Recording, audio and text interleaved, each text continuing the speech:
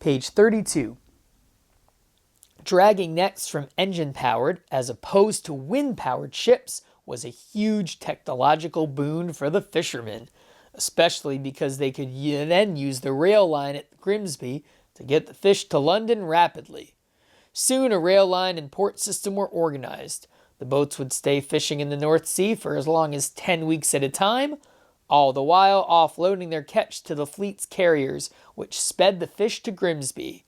This system was used until 1901, just a little over a century ago. The southern part of the North Sea is an extremely shallow body of water, which is why it was once so rich in fish, and the boats worked primarily on the even more shallow Dogger Bank, which was teeming with fish. Even though steam-powered vessels had been around for almost 80 years and were proving to be lucrative for the fishermen that used them, by the 1870s, most fishermen were still using sail power. Over the next 10 years, however, 4 things happened. 1. Steam engines got more powerful and became capable of dragging 4 times as deep as the sail-powered draggers. 2. More powerful steam engines opened up new grounds to dragging, including the deeper northern part of the North Sea as well as the waters around Iceland. 3. Britain became the greatest fishing nation in the world in terms of tons of fish landed. 4. The fish stock of the North Sea started showing signs of a vanishing fish population. Page 33. The fishing was so good that fishermen didn't worry too much about the decline in the old fishing grounds. They simply moved on to new ones. Their new boats could fish in places sailing vessels couldn't before, so they were less dependent on the rapidly thinning traditional fishing grounds. The whole world was opening to them. That resulted in a very significant change. In the North Sea, the drop-off in catches after 10 years of dragging was dramatic. Scientists began to grow concerned.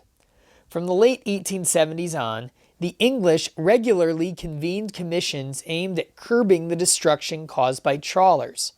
In the meanwhile, though, the size, capacity, and numbers of such vessels were increasing at a steady pace. Page 34. Even Gloucester, Massachusetts, which was not only the oldest fishing port in the United States, but was famous for having invented its own kind of sail-powered fishing boat, the schooner, got its first beam trawlers in the 1890s.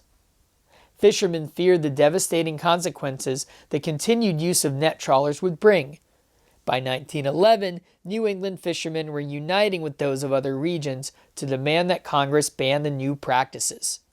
The government, unfortunately, never acted, but it is clear that the ensuing tragedy of the next 100 years was plainly predicted back in 1911. A Gloucester Daily Times article at the time stated that there was a feeling, not only in Gloucester, but in other New England ports that, quote, something should and must be done, end quote. And that, quote, the continued operation of these trawlers scraping over the fishing grounds and destroying countless numbers of young and immature fish is the greatest menace to the future of the fisheries, the greatest danger the fisheries have ever faced along this coast, end quote. Sidebar, page 34. The Gloucester Daily Times of October 3, 1911 reported, "The inception of what is believed will result in a strong and mighty protest of the fishing and vessel-owning interests of the Atlantic and Pacific coasts against the use of the otter and beam trawl took place at the rooms of the Master Mariners Association yesterday afternoon, when, at one of the most largely attended meetings in recent years, the association went on record as condemning as strongly as possible this method of fishing and appointing a committee to take up active work of crystallizing the feeling among master mariners, fishermen, and fishing vessel owners at any and every possible port, and later urge governmental action in the shape of prohibitive legislation." Page 35. The greatest danger. It was all understood a century ago. Gloucester fishermen simply had to look at Europe, and especially Great Britain, to see the future. According to this article, beam trawling had increased the fishing capacity in the North Sea to 14,000 times the capacity of the former sailing fleet. The article claimed the, quote, wasteful destruction of immature fish, end quote, was one of the primary problems, and that this destruction cannot be obviated by regulating the size of the mesh nor by returning the undersized fish caught to the sea. The article concluded, as American and European regulators have only recently come to understand, that the only feasible method is to close off fishing grounds or prohibit the landing of fish. The Gloucester Daily Times article further asserted that the history of the British fisheries showed that if New England did not ban trawling in its infancy, the trawler owners and the businessmen who made a living off the trawlers would later on become too powerful to stop. Page 36. In the 20th century, steam power was abandoned for oil power, namely gasoline and diesel. The submarine technology used in World War II led to new ideas for fishing. Where naval ships had been chasing submarines underwater, now fishermen could chase fish underwater using similar methods.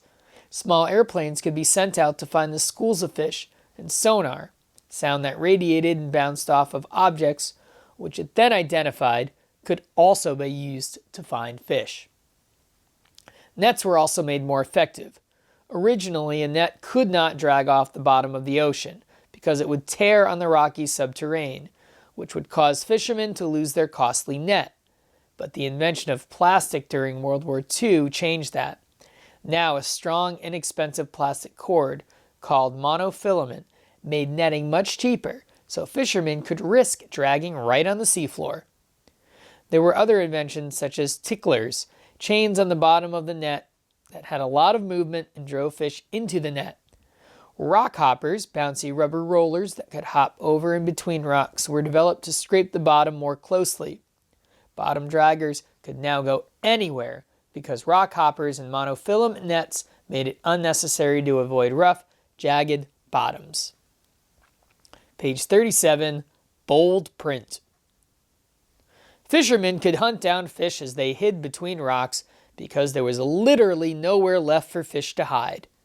And fishermen could do it faster than ever, with the gas-powered trawlers tearing up the bottom as they went, completely changing the ocean habitat forever.